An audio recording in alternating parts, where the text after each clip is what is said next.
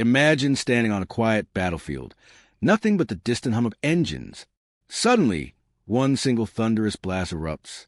A shell, almost invisible to the eye, tears through thick steel like paper. The tank, once the most feared machine of war, erupts in flames. What fired that shot?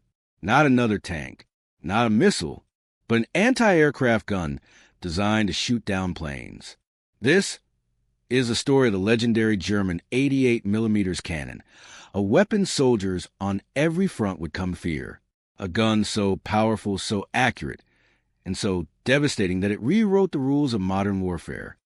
During the early years of World War II, the German military engineered many advanced weapons, but none of them shaped the battlefield quite like the FlaK 18/36/37 88mm cannon, known simply as the 88. What started as a high-altitude anti-aircraft gun became one of the deadliest tank-killing weapons ever made. Its story is one of innovation, desperation, and pure battlefield necessity, an example of how quickly war forces technology to evolve. The origin of the 88mm. The 88mm gun began its life long before Germany rolled into Poland or France. After World War I, Germany was restricted by the Treaty of Versailles, but secretly, its engineers continued designing advanced artillery.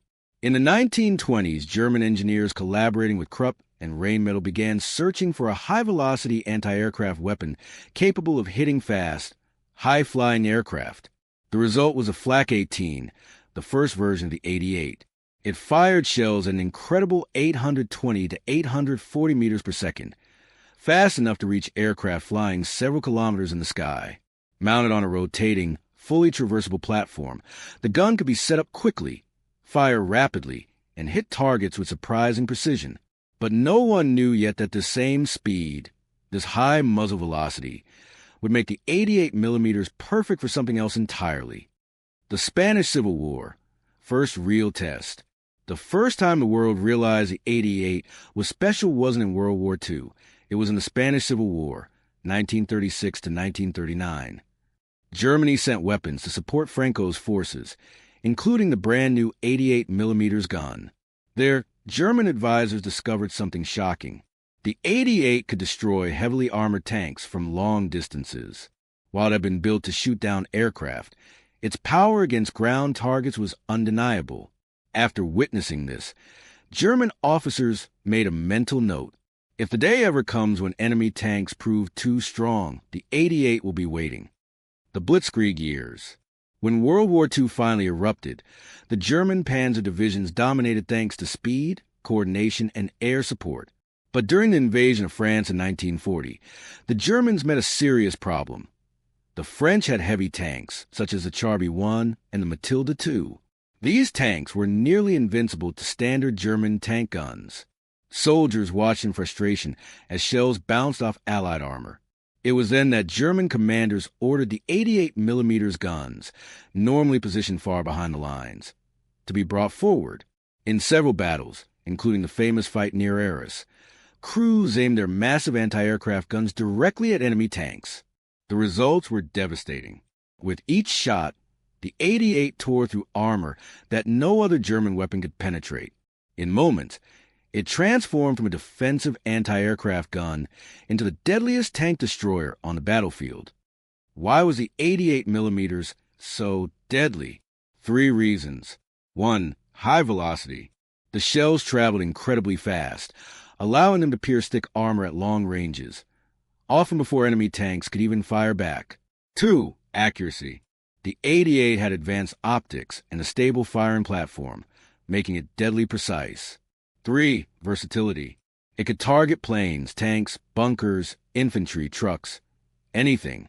This versatility made the 88 a weapon commanders desperately relied on, especially as Allied armor became thicker and more advanced. The African theater. The legend grows. If there was one general who perfected the use of the 88, it was Erwin Rommel, leader of the Afrika Korps. In the wide, open deserts of North Africa, long-range duels became common, and no weapon on the long range like the 88mm. British troops quickly learned a terrifying truth. If you were within 2 kilometers of an Afrika Korps position, you were already in the kill zone of the 88. Rommel often hid 88s behind dunes or rock formations. The moment British tanks advanced, the desert exploded with fiery blasts. Time and time again, the 88 shattered Allied armor and stopped offensives in their tracks. It was here that the gun received its reputation as the most feared artillery piece of the war. Evolution of the 88, FlaK to PaK. As the war expanded, the Germans developed several improved versions of the gun, FlaK 36 and FlaK 37. These versions were faster to assemble, easier to move, and had better targeting equipment. But even these improvements weren't enough. Germany needed something even more lethal. So they designed the PaK 43, a ground-based anti-tank gun that fired the same 88mm ammunition at even higher speeds. Its shells could rip through almost any Allied tank, even the mighty Soviet IS-2 or the American Pershing. The Tiger tank, making the 88 legendary. Perhaps the most iconic evolution of the 88mm cannon came when it was mounted on the Tiger I tank in 1942. With thick armor and the 88mm KWK-36 gun, the Tiger became the terror of the battlefield. The gun maintained an incredible velocity and precision, allowing Tiger crews to knock out enemy tanks from well over a kilometer away. Many Allied tank commanders were instructed to avoid engaging Tigers head-on unless absolutely necessary. The Tiger II King Tiger later mounted an even more powerful 88, turning the vehicle into one of the deadliest tanks of the war. Allied fear and respect. Despite being enemies, Allied soldiers openly respected and feared the 88. Reports on the front describe how a single gun could stop entire armor formations. Some tank crews said the sound of an 88's blast was unmistakable and spine-chilling. American tankers nicknamed it the murder gun. British crews called it the 88 of death. Its psychological impact was almost as powerful as its physical destruction. Limitations. Why the 88 didn't save Germany. Despite its power, the 88 had weaknesses. It was large and difficult to hide. It needed an experienced crew. It was expensive to produce. Air superiority later, in the war, made these guns vulnerable. And ultimately, no matter how deadly a weapon is, it cannot change the outcome of a global war fought on multiple fronts. The end of the war and a continued legacy.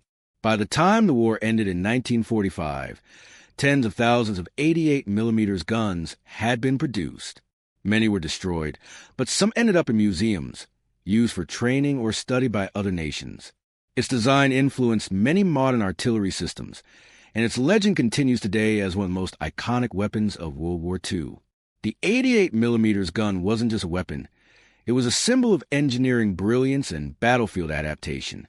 What began as an anti-aircraft gun became the ultimate tank killer, and a reminder of how a single innovation can reshape the course of warfare. From the deserts of North Africa, to the forests of Europe, to the pages of military history, the German 88mm cannon proved that sometimes a weapon becomes legendary not because of how it was designed, but because of how it was used.